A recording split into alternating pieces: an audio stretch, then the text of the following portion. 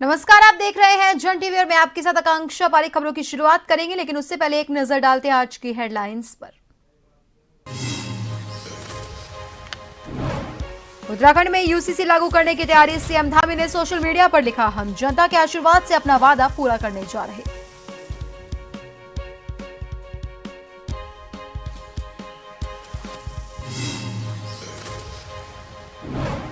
उत्तराखंड में नगर निकाय चुनाव को लेकर सरगर्मी तेज, नामांकन के बाद जोर शोर से प्रचार प्रसार में जुटे प्रत्याशी खोले जा रहे हैं चुनावी कार्यालय। नाम वापसी की आखिरी तारीख आज।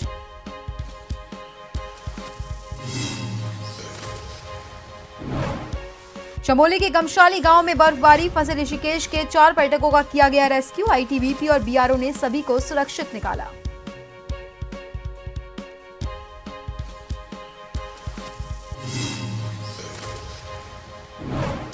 पर्यटकों से गुलजार हुआ उत्तराखंड का मिनी स्विट्जरलैंड ओली, 1 फीट तक बिछी बर्फ की चादर, सैलानी उठा रहे हैं आनंद। 5 से 7 जनवरी तक बारिश का अलर्ट।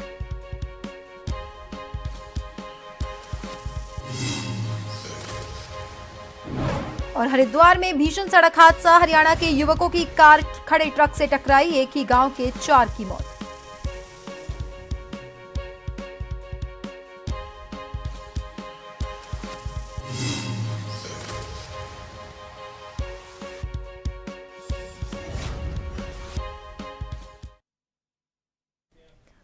और खबरों की शुरुआत करेंगे, लेकिन उससे पहले आपको सीधा ले चलते हैं उत्तराखंड के टिहरी, जहां पर सीएम पुष्कर सिंह धामी सुरकंडा देवी के दर्शन करने पहुंचे हैं। हम आपको सीधी तस्वीरें दिखा रहे हैं सीएम धामी के टिहरी दौरे की, जहां सुरकंडा देवी मंदिर में सीएम धामी दर्शन करने के लिए पहुंचे हैं। इस दौरान सीएम धामी का भव्य स्वागत किया गया। आप सीधी तस्वीरें इस वक्त देख सकते हैं टिहरी से।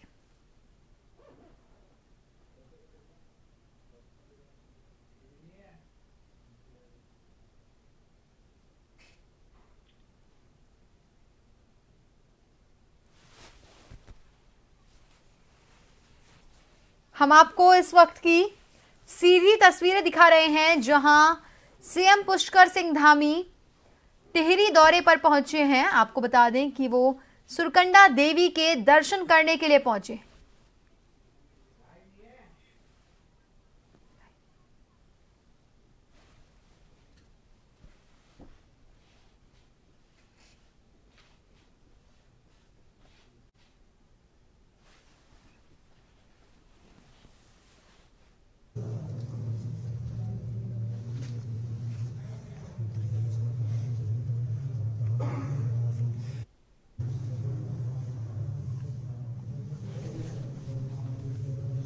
सीएम धामी टिहरी दौरे पर रहे, जहां उन्होंने सुरकंडा देवी के दर्शन किए। नए साल की शुरुआत पर वो टिहरी पहुंचे, जहां सुरकंडा देवी मंदिर में उन्होंने पूजा अर्चना की और इस दौरान उनका भव्य स्वागत किया गया।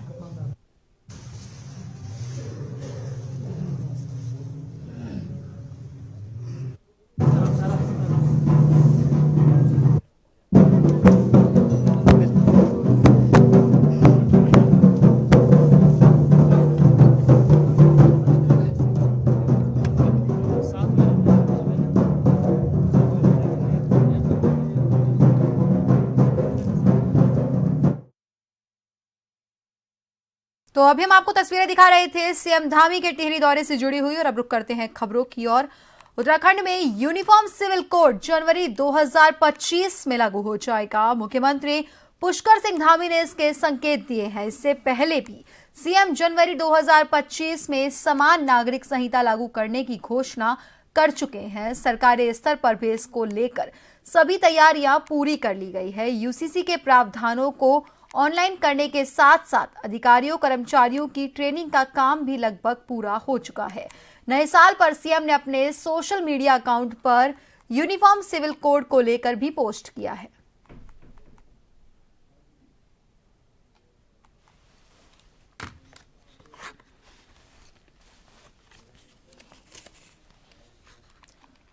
मंगलौर विधायक काजी निजामुद्दीन ने एक प्रेस कॉन्फ्रेंस कर कहा कि मंगलौर के चेयरमैन पद के उम्मीदवार चौधरी इस्लाम और उनके साथ भरे गए दोनों पर्चों को निर्वाचन अधिकारी ने बड़ी साजिश के तहत निरस्त कर लोकतंत्र का गला घोंटने का काम किया। उन्होंने कहा कि इस दिन को काले दिन के रूप में देखा जाएगा जब एक ही प्रत्याशी के तीनों पर्चे कैंसिल कर दिए गए, जबकि पिछले सभी चुनावों में इस मामले में कोई भी आपत्ति नहीं लगाई गई।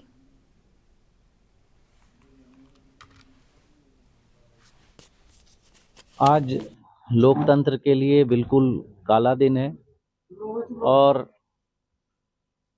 चौधरी इस्लाम साहब जो मंगलौर के नगर पालिका अध्यक्ष पद के लिए कांग्रेस के प्रत्याशी बनाए गए थे, उन्होंने अपना कांग्रेस प्रत्याशी के रूप में नामांकन किया था।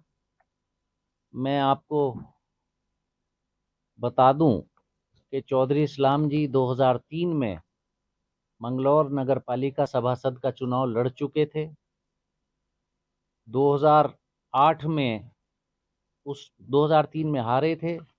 2008 में नगर पालिका सभासद के लिए निर्विरोध निर्वाचित हुए थे और 2013 में फिर नगर पालिका अध्यक्ष पद के लिए निर्वाचित हुए थे। भारतीय जनता पार्टी और भारतीय जनता पार्टी के लोग 2027 के विधानसभा चुनाव के बाद इतने दहशत में और इतने डरे हुए हैं कि उनकी लड़ने की एक क्षमता जो है वो बिल्कुल खत्म हो गई। वो चुनाव लड़ने में लोकतंत्र में विश्वास नहीं रखते हैं और ये कहना अतिशयोक्ति नहीं होगी कि एक तरीके से उन्होंने चूड़ियां पहन ली हैं। और चूड़ियां पहनने से मेरा तात्पर्य चौधरी साहब का कांग्रेस प्रत्याशी का नामांकन रद्द करना और जोर जबरदस्ती के साथ नामांकन रद्द करवाना, ये उसी चूड़ी पहनने का सबूत भी है।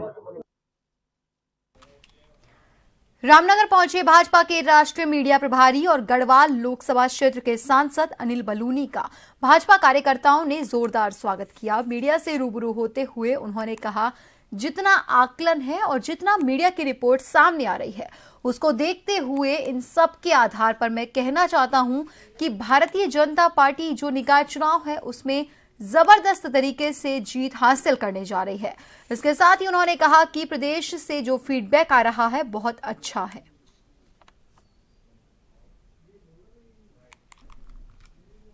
आकलन है, जितनी हमारे पास इनपुट है, मैं इन सब के आधार पर आप लोगों से कह सकता हूं कि भारतीय जनता पार्टी जो निकाय चुनाव है इसमें बहुत जबरदस्त तरीके से जीतने वाली है।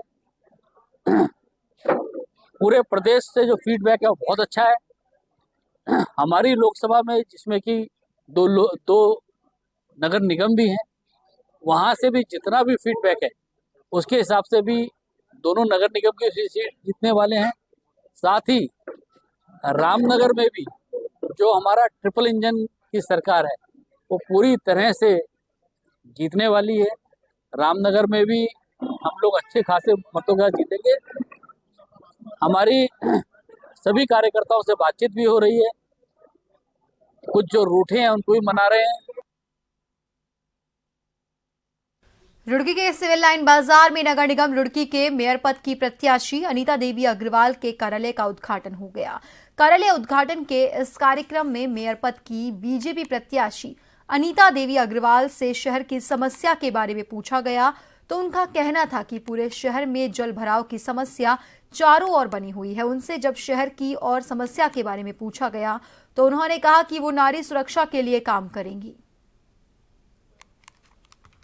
सबसे पहले तो मैं सबको नमस्कार करना चाहूँगी, नई साल की शुभकामनाएं। और मैं देश के लिए, जनता के लिए, सबके लिए विकास करना चाहूँगी। मेरा मकसद यही है।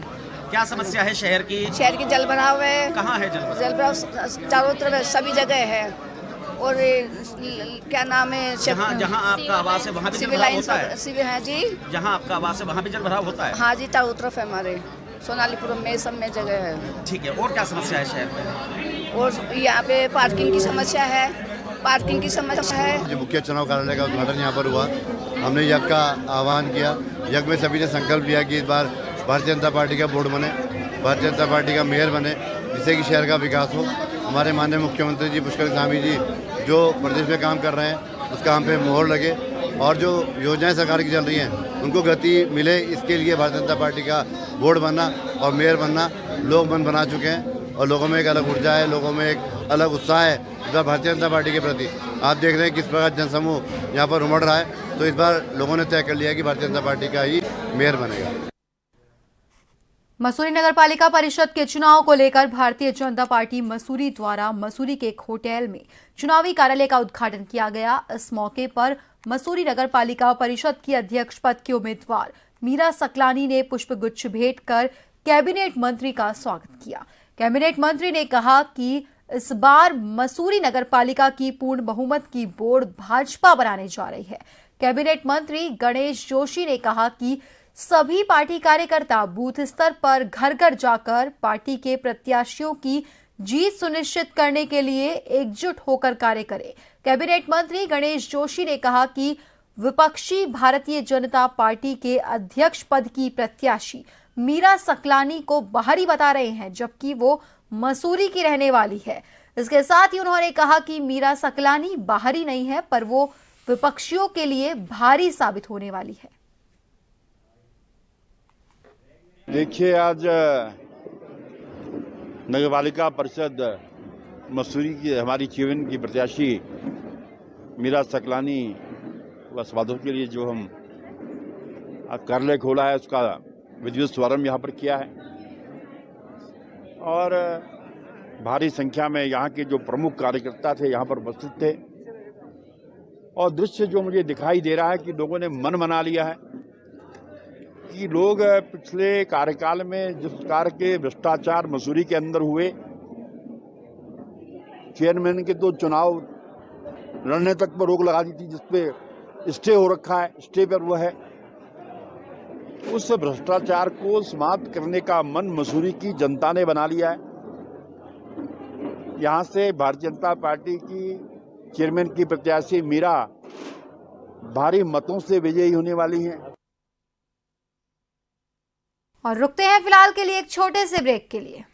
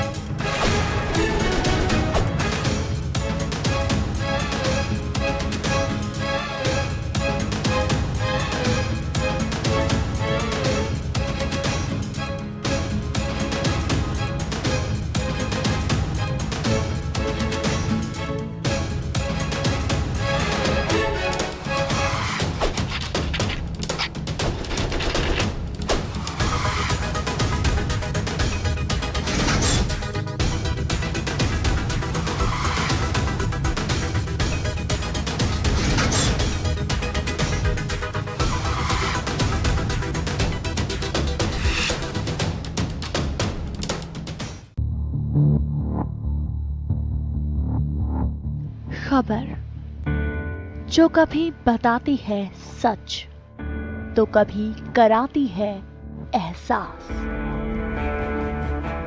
खबर जो है कुछ खास। खबर ही तो है जो कभी बनती है राजनीति से। तो कभी व्यापार से, कभी आती है खेल से तो कभी मनोरंजन से, कभी खुशी से तो कभी गम से। हाँ, खबर ही तो है, खबर थमती नहीं और ना ही थमेंगे हम, क्योंकि हम हैं जन टीवी, जन जन की आवाज।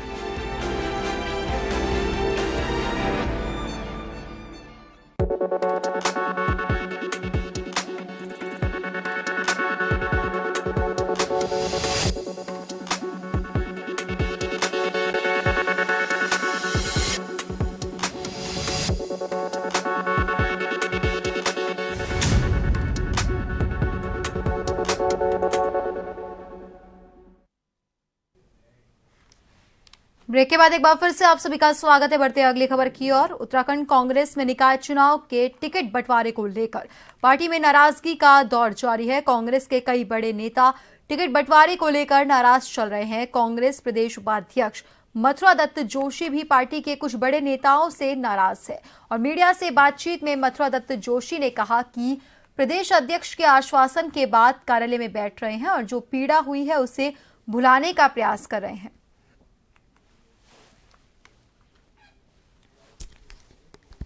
कोशिश करेंगे, हमको भुलाने की कोशिश करेंगे, लेकिन जो नेताओं का व्यवहार है, जो 5-7 बड़े नेता हैं यहाँ,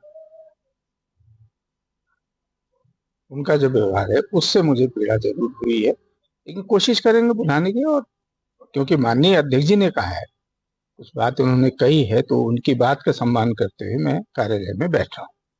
अब बयानबाजी तो उनको अपने आप देखना चाहिए। हम कुछ कहेंगे तो ये रहेगा कि विपक्ष आरोप लगा रहा है, लेकिन कांग्रेस का ये इतिहास रहा है। कांग्रेस का जो अब भारत की राजनीति कांग्रेस मुक्त भारत की ओर बढ़ रही है और कांग्रेस अपने बड़े दुर्दिनों से गुजर रही है, इसलिए कोई टिप्पणी न करना ही अच्छा है। उत्तराखंड में निकाय चुनावों में एक नगर पालिका परिषद, एक नगर पंचायत, तो वहीं कुछ कांग्रेस पार्षदों के नामांकन निरस्त किए गए, जिस पर उत्तराखंड कांग्रेस के वरिष्ठ उपाध्यक्ष सूर्यकांत धस्माना ने कांग्रेस प्रदेश मुख्यालय में प्रेस कॉन्फ्रेंस की। इस मौके पर सूर्यकांत धस्माना ने कहा कि भाजपा सरकार ने उत्तराखंड में उत्तर प्रदेश और बिहार की तर्ज पर बाहुबली वाली प्रक्रिया अपनाई हुई है। सत्ता ने प्रशासन पर दबाव डालकर उनके नगरपालिका परिषद मंगलौर के प्रत्याशी इस्लाम, नगर पंचायत हरबर्टपुर की प्रत्याशी यामिनी रोहेला के साथ देहरादून नगर निगम के 3 बार के निवर्तमान पार्षद इलियास अंसारी का नामांकन निरस्त कराया, जो भाजपा का चरित्र दर्शाता है।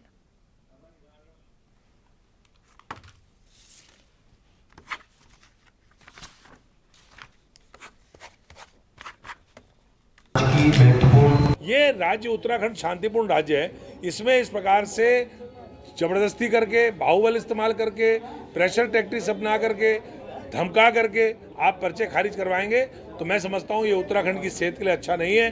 कांग्रेस पार्टी इसकी मजम्मत करती है। हम इसमें कोर्ट की शरण में जाएंगे और न्याय कोर्ट से हम लेंगे।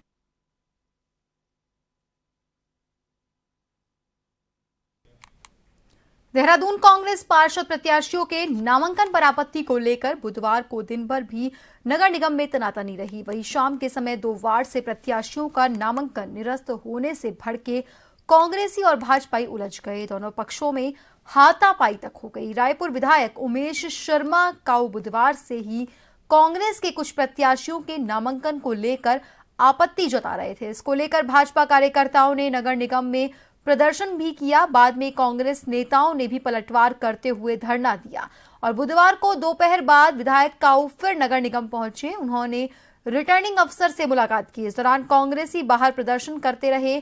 शाम के समय भगत सिंह कॉलोनी से कांग्रेस प्रत्याशी इलियास अंसारी और उनके बेटे वसीम अंसारी का नामांकन निरस्त होने की सूचना सार्वजनिक हुई तो कांग्रेसी भड़क गए। इस बीच भाजपा और कांग्रेस कार्यकर्ताओं में हाथापाई तक हो गई। मौके पर मुस्तैद पुलिस को बीच बचाव करना पड़ा और विधायक को यहां से सुरक्षित ले जाया गया।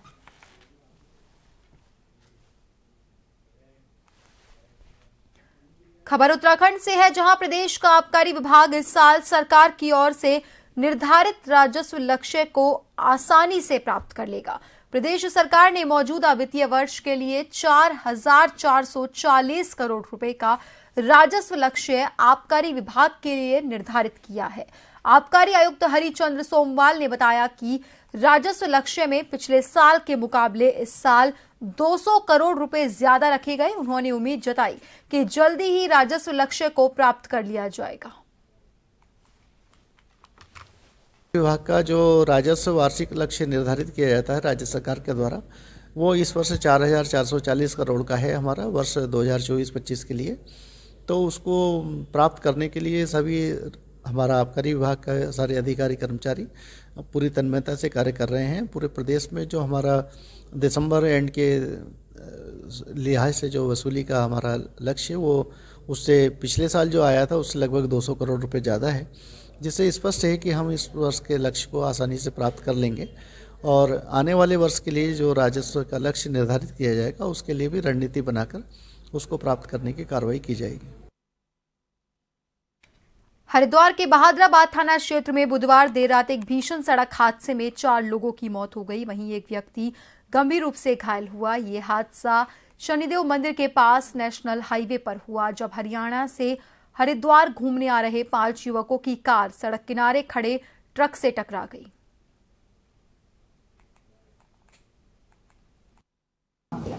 ये सभी लोग मूलतः रेवाड़ी के रहने वाले हरियाणा के और रेवाड़ी से हरिद्वार की ओर आ रहे थे। देर रात्रि लगभग 11:30 बजे थाना बहादुराबाद को ये सूचना मिली कि पोरस ये केमिकल फैक्ट्री के पास एक ट्रक जो साइड में खड़ा था सड़क के, उसके पीछे से जो रुड़की की ओर से गाड़ी आ रही थी, उसने हिट कर दिया है, जिसपे गाड़ी में सवार 5 व्यक्तियों में से 3 व्यक्तियों ने मौके पर डेथ हो गई थी। उनके शव मोर्चरी भिजवाए गए थे। 2 व्यक्ति गंभीर रूप से घायल थे। इनको भोगानंद निकेतन हॉस्पिटल भिजवाया गया। वहाँ पे एक व्यक्ति की मृत्यु होना डॉक्टर्स द्वारा बताया गया। गंभीर दूसरे 5वें व्यक्ति को एम्स रेफर किया गया था।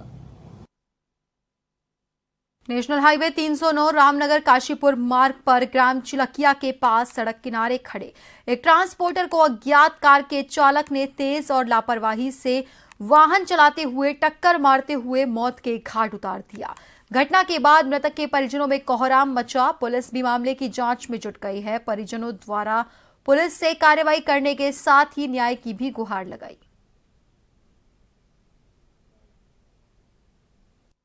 ये जो जिसका एक्सीडेंट हुआ ये हमारा नाती है, इसका नाम अफगन है। ये इसने भीरा से गेहूं लोड किया था रामनगर को लाने के लिए। रामनगर से पहले एक चिल्का कस्बा पड़ता है या कोई गांव है, वहाँ पर अज्ञात गाड़ी वाले ने आकर टक्कर मार दी, जिससे हमारे नाती का वहीं पे मौत हो गई। ये क्या कर रहे थे वहाँ? ये गाड़ी के साथ में आता है, क्योंकि गाड़ी का मालिक है, इसलिए इसको भेजते साथ में कि रास्ते में कोई पैसे वैसे लूटने वाले या जैसे रास्ता बताने वाले, इस टाइप से मेरा नाती यहाँ आता था, साथ में बराबर आता था। वो उसका यही काम है ट्रांसपोर्टर का, हमारा लोगों का। उसी के कार्य से ये आया था। नीचे उतर के जब ये आया तो एक गाड़ी इस साइड में थी और एक इधर में थी, अपने साइड में था। लेकिन सामने से एक गाड़ी वाला आया गया, उसने दोनों गाड़ियों के बीच में गाड़ी को घुसेड़ दिया। पीछे से हमारा ये नाती खड़ा हुआ था, इसको पेलता हुआ चला गया वो। 23 जनवरी को निकाय चुनाव होने जा रहे हैं। नगर निकाय चुनाव को लेकर लोहाघाट के मीना बाजार में बीजेपी प्रत्याशी गोविंद वर्मा के चुनाव कार्यालय का पूजा पाठ और जीत के संकल्प के साथ शुभारंभ हुआ। शुभारंभ मौके पर भाजपा के सभी कार्यकर्ता मौजूद रहे। इस दौरान सभी भाजपा पदाधिकारी और कार्यकर्ताओं ने गोविंद वर्मा को जीत दिलाने का संकल्प लिया।